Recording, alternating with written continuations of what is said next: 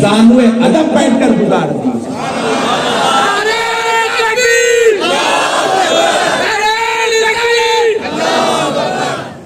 اب آپ ذرا غور کیجئے گا، وصال فرمائے، پردہ فرمائے، آپ کی کمر سیدھی کیوں ہو گئی؟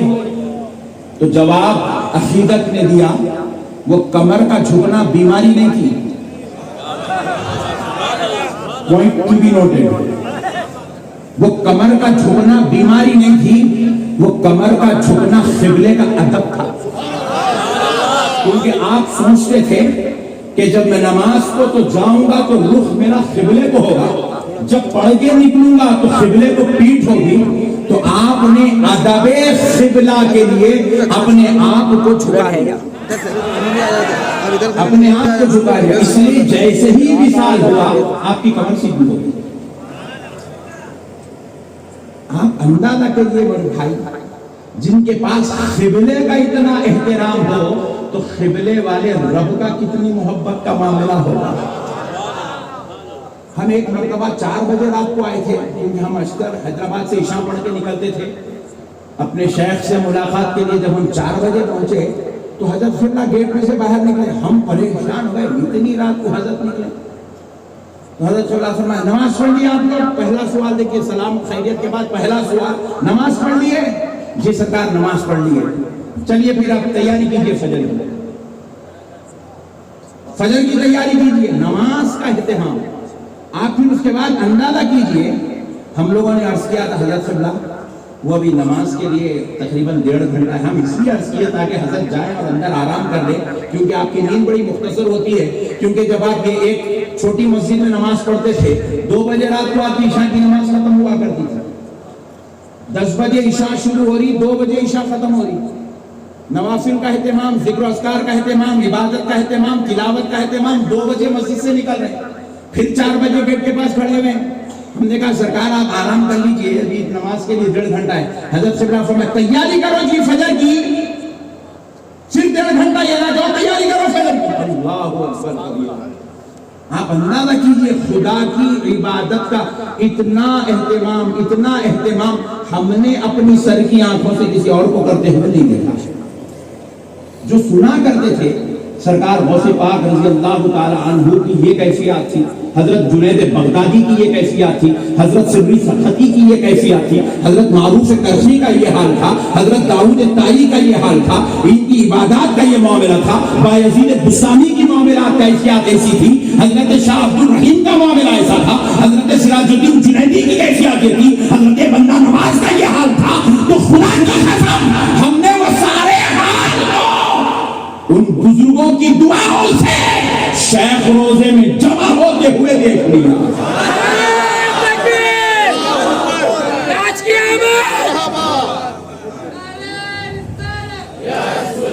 سارے اولیاء اللہ کی دعاؤں کا، ان کے حال کی، ان کی کیفیات کا، ان کی باطنی کیفیات کی ایک جلوے کا نام تاج الدین جنیدی تھا۔ ایک جلوہ بن کر زندگی گزارے میرے بھائی۔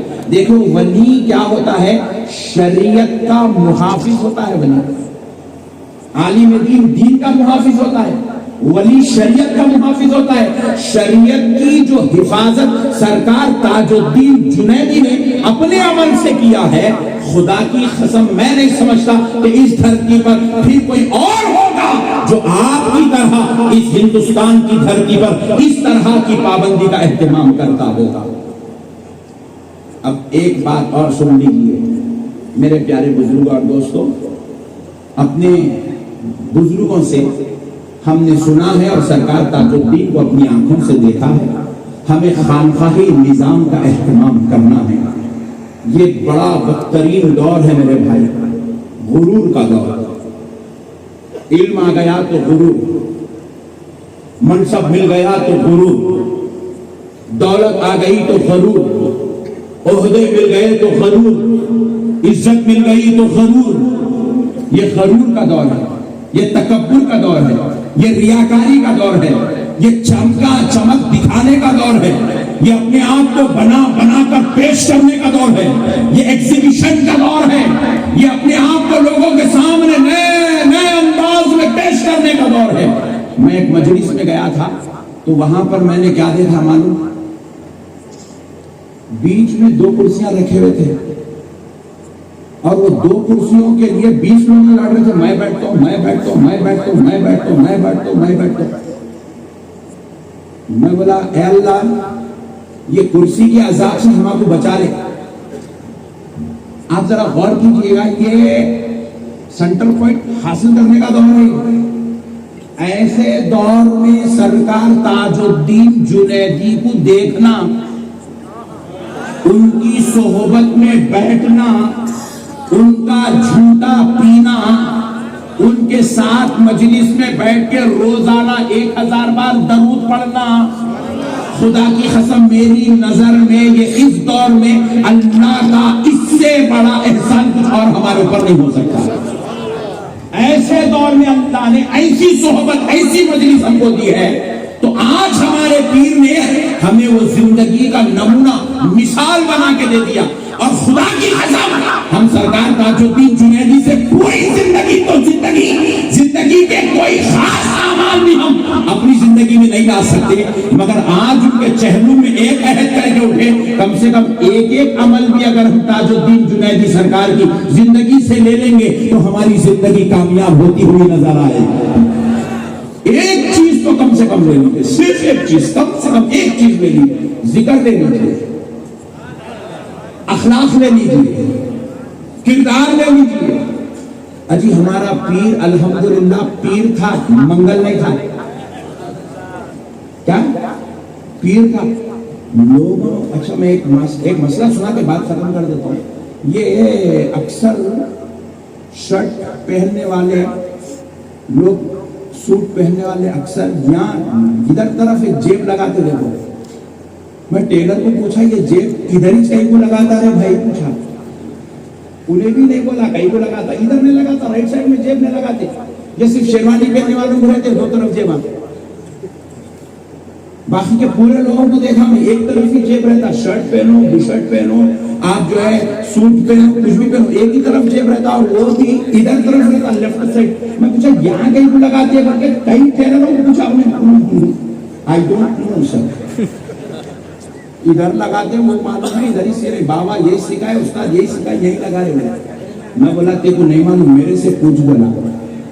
میں بولا یہ ادھر طرف جیب پہ کو لگاتے ہیں، یہ پیر کو آزمانے لگاتے ہیں، پیر صاحب کی آزمائش ہے اس میں۔ میرا فارمولا ہے، سمجھ میں آئے تو لے لو، ورنہ واپس پھر کل دوسروں کو دوسری طرف بولیں گے۔ ادھر پیر صاحب کی آزمائش ہے، جیب بھی ادھر، دل بھی ادھر، جیب میں پیسے اور دل کا بھید دونوں ہیں ادھر۔ تو اب جیب ادھر لگا کے پیر صاحب کو آزما رہی کہ اس کی نظر جیب پہ رک جاتی نہیں مرید کے دل تک جاتی، اگر جیب پہ رک گئی تو انہیں منگل ہے، دل تک گئی تو انہیں پیر ہے۔ فارمولا دے رہا ہوں، آزماتے پھرو تم نہیں، تھرمامیٹر رکھ لو جیب میں۔ ایک پیر صاحب کے گھر میں بیٹی کی شادی کی تو کیا کریں، دونوں پیر صاحب پیرانی ماں مل کے فہرست بنائے، تیل کے ڈبے کتنے ہونا، چاول کتنے ہونا، گوشت کتنا ہونا، مرچی کتنی ہونا، ادرک لہسن کتنا ہونا، فہرست بنا کے بعض میں کھانا چھوڑے۔ پیر صاحب پوچھے پیرانی ماں کو یہ کہیں کو چھوڑے جی؟ اجی ادھر دینے والوں کے نام لکھنا ہے نا، بات سمجھ رہے ہیں؟ تو یہ جو آج کل پیری مریدی ہو گئی ہے، اللہ ایسی پیر سے بھی ہم آپ کو بچا لے، ایسے مرید بننے سے بھی اللہ ہم کو بچا لے۔ اللہ نے بچا لیا، اللہ نے اس کا مرید بنایا جو لینے والا نہیں تھا، غلاموں کو بلا کے پلانے والا۔ ہمارا پیر لینا نہیں جانتا تھا، دینا جانتا تھا۔ ہمارا شیخ مریدوں سے نکالنا نہیں جانتا تھا، مریدوں پہ لٹانا جانتا تھا۔ ارے پیر صاحب سے ہاتھ ملانے کے لیے سلسلہ مناج بابا صاحب نے بند کروا دیا، بولے کوئی نہیں ملے گا بابا سے۔ میں بھی ایک دن روم میں جا کے پوچھا کیا بات ہے حضرت، ہے سو ایک ولی ملنے دو یار، اور کو ٹینشن اتنا پیدا کر رہے؟ بولے نہیں مولانا، آ رہے ابا جان کو اتنے بپتا سنا رہے، اتنے دردہ سنا رہے، اتنے ٹینشن سنا رہے، انہوں وہ ٹینشن سن کے گھر میں جا رہے ہیں، 250 پیسے پورے نکال کے لا کے دے دے رہے۔ اس کی ٹینشن ختم ہو جا رہی، ہم لوگ کی ٹینشن شروع ہو جا رہی ہے. اس لیے ہم بولا ارے باپ رے باپ، یہ فارمولا اگر ہے تو رہنے دو بھائی، جو تم کر رہے وہی صحیح ہے، چلنے دو بولا. اس لیے شریف کو رکھ دیے تھے پیچھے. وہ حکمت تھی تم لوگ کا ٹینشن نہیں لینا. بات سمجھ نہیں آئی میرے پیارے بھائیوں؟ مسئلے سمجھو. یہ دینے والے تھے، اور اللہ کا شکر ہے ہمارا پیر پیسے بھی لٹایا کرتا تھا، اور ہمارا پیر الحمدللہ فیض بھی لٹایا کرتا تھا. میرے پیر کا غوث پاک سے کیا رشتہ تھا؟ بس ایک بات سن لو. ایک مرتبہ ہم حیدرآباد سے آئے تھے، ہمارے پیر سرکار تاج الدین جنیدی علیہ رحمت اللہ رضوان کی بارگاہ میں حیدرآباد سے آئے تھے. ہمارے ایک دوست ہے پیر بھائی، ان کے بڑے بھائی صاحب جو ہے ٹھہرے بے ہوش ہو کے گر گئے، آئی سی یو میں لے گئے. بولے 48 آورس ہم کو ٹائم دو، اس کے بعد بولتے بولے ڈاکٹر سے. ہم لوگ آئے یہ چھوٹی مسجد میں، رات میں جو ہے 10 بج رہے تھے. ہمارے پیر بھائی بہت رو رہے تھے اپنے بڑے بھائی کی علالت کو لے کے. حضرت قبلہ کار میں سے ادھر کئی رو رہے جی، پوچھے ایسی دانتا ہی دبا کے کئی رو رہے جی. تو بولے سرکار وہ بھائی ایسا بے ہوش ہو کے گر گئے، دواخانے میں ایڈمٹ ہے. روئی تو کیا ہوتا، جاؤ نماز پڑھو، دعا کرو. اللہ اکبر. اپنی طرف لیتے نہیں تھے، مولا کی طرف پھیرتے تھے. جاؤ دعا کرو، وضو کرو، نماز پڑھو، دعا کرو. اچھی بات ہے، وضو کرے، نماز پڑھے، دعا کرے، بیٹھ گئے. حضرت کی نماز چل رہی 10 بجے شروع ہوئی، 2 بجے ختم ہوئی. 2 بجے پھر ٹھہر کے پھر رو رہے ہیں. کچھ کیا ہوا جی؟ بولے سرکار بھائی کی طبیعت ابھی نہیں سنبھل رہی. حضرت قبلہ بولے ٹھہرو، بڑے پیر سرکار کو عرض کریں گے. بولے بڑے پیر سے تو ایسا گہرا رشتہ تھا، ایسا گہرا تعلق تھا، جہاں ٹھہرے وہاں بڑے پیر کی مدد نصیب ہوتی تھی. بولے ٹھہرو، بڑے پیر کو گزارش کریں گے. بولے بڑے پیر کو گزارش کریں گے. بولے میرے پیارے بھائی ایک بات عرض کر کے گزر جاتا ہوں. آج کل چھوٹے چھوٹے لوگوں کو ذرا شملے شڑلے مل گئے تو پٹھے بہت ہوشیاری کے باتیں کر رہے ہیں. یہ بڑے پیر کے پیر کے پیر کے پیر کے پیر کے پیر کا پوترا ہی ہے. بات سمجھ رہے ہیں آپ؟ بڑے پیر کے پیر کے پیر کے پیر کے پیر کے پیر کا پوترا ہی ہے. مگر بڑے پیر سے ایسی عقیدت تھی، خانخواہ جنیدیہ پہلے نہیں لکھتے، یہاں خانخواہ خادریہ پہلے لکھتے، پھر جنیدیہ لکھتے، پھر چشتیہ لکھتے. بولے کیوں؟ بولے نہیں، غوث پاک سرکار سردار اولیاء ہے. ایسی گہری عقیدت ہے غوث پاک سرکار سے، ایسا اہتمام ہے. اور پوری زندگی ایک مرتبہ بھی اپنا ڈومینیشن یہ بول کے نہیں بٹھایا میں جنید بغدادی کا پوترا ہوں. پوری زندگی نہیں بولے کبھی. ہر وقت یہ بولے دادا پیر سرکار سے گزارش کریں گے. بولے آپ ذرا غور کیجئے گا، اتنی بڑی نعمتیں ملنا اور اپنے آپ کو ایسا ظرف میں چھپا کے رکھنا، ارے اس سے بڑی کرامت اور کیا ہو سکتی ہے؟ لوگوں نے پوچھا کہ تاج الدین جنیدی نے مردوں کو زندہ کیا؟ ہم نے کہا نہیں. لوگوں نے پوچھا کہ تاج الدین جنیدی نے کسی کو ایسا ویسا یہ وہ کر دیا کہ یہاں کا وہاں کا یہاں کر کے دکھا دیا، کہ دریا میں پانی لا کے دکھا دیا، کہ ابروں سے پانی برسا کے دکھا دیا؟ ہم نے جواب دیا نہیں. پھر پوچھے کرامت کیا ہے؟ تو ہم نے کہا دیکھ لے، صبح سے لے کے شام تک، یہ مہینے سے لے کے 2 مہینے تک، پیدا ہونے سے لے کے مرنے تک ایک نماز کا نہ چھوٹنا، اس سے بڑی کرامت اور کیا ہو سکتی ہے؟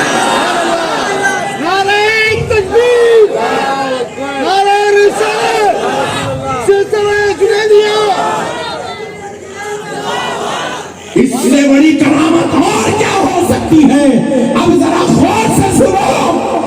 اب پھر سرکار تاج الدین جنیدی گاڑی میں بیٹھ گئے، بیٹھ کے آنکھ بند کی، بند کر کے بڑے پیر سرکار کی خدمت میں عرض کرنے لگے، من ہی من میں ہرکن. اس کے بعد 2 منٹ ہی چل رہی کیفیت. اب ایسے گردن شریف ایسے آپ یقین مانیے فجر کی نماز کے بعد فون آیا کہ وہ صاحب جو ہے الحمدللہ آئی سی یو میں ماشاءاللہ ہوش میں آ چکے ہیں. ہم نے زندہ کرامتوں کو دیکھا. دھوپ آئے تو اچھے گورے کالے ہو جاتے نہیں ہوتے. اب جو کالے ہیں ان کو کیا معلوم کہ تم نہیں تھے، اچھے اچھے گورے کالے ہو جاتے دھوپ آئی تو، دھوپ میں کڑی دھوپ میں ظہر کی نماز پڑھ کے نکل رہے، میں وہ وضو خانے کے ادھر طرف ٹھہر کے ایسے دیکھ رہا ہوں، کڑی دھوپ میں بھی وہ نورانی چہرہ ایسے چمک رہا ہے، ایسے چمک رہا ہے جیسے اندھیرے میں 14ویں کا چاند چمکتا ہے۔ یہ کیا ہے؟ رسول اللہ نے فرمایا میرے صحابیوں کیا میں تمہیں نہ بتاؤں کہ میری امت میں کچھ ایسے لوگ پیدا ہوں گے جن کو دیکھ کر انبیاء بھی اپنے آپ پر رشک کریں، ان پر رشک کریں گے، انبیاء ان پر رشک کریں گے۔ صحابہ نے پوچھا یا رسول اللہ انبیاء رشک کریں گے؟ کہا ہاں ہاں انبیاء رشک کریں گے۔ رشک کرنے کا مطلب یہ نہیں ہے کہ ان کا مقام انبیاء سے بڑا ہوگا، انبیاء یہ سوچ کر رشک کریں گے اوہو پیارے محمد کی امت میں ایسے ایسے لوگ پیدا ہوئے، ایسے ایسے لوگ پیدا ہوئے، ایسے رشک کریں گے، رشک کریں گے۔ نبی پاک علیہ السلام نے کہا انبیاء بروز محشر ان کو دیکھ کر رشک کریں گے۔ صحابہ اکرام نے پوچھا یا رسول اللہ وہ کون ہوں گے؟ حضور نے فرمایا میری امت کے اولیاء ہوں گے۔ نبی پاک سے صحابہ نے پوچھا یا رسول اللہ ان اولیاء کو پہچاننے کا طریقہ کیا ہوگا؟ تو مصطفیٰ نے فرمایا اِذَا ذُکِرَ اللَّهُ، ارے ان کی پہچاننے کا طریقہ یہ ہوگا جب ان کا چہرہ دیکھو تو خدا یاد آ جائے گا۔ ساری کرامات پر بس ایک کرامت سن لو، دنیا سے سب کوئی جاتے ہیں، کوئی دولت چھوڑ کے جاتا ہے، کوئی ثروت چھوڑ کے جاتا ہے، کوئی جائیداد چھوڑ کے جاتا ہے، کوئی ترکہ چھوڑ کے جاتا ہے، کوئی جو ہے زمین چھوڑ کے جاتا ہے، کوئی مکان چھوڑ کے جاتا ہے، مگر سرکار تاج الدین جنیدی اس دنیا سے گئے ہیں تو اپنے پیچھے اپنا نورانی بیٹا سراج الدین جنیدی کی شکل میں چھوڑ کر گئے۔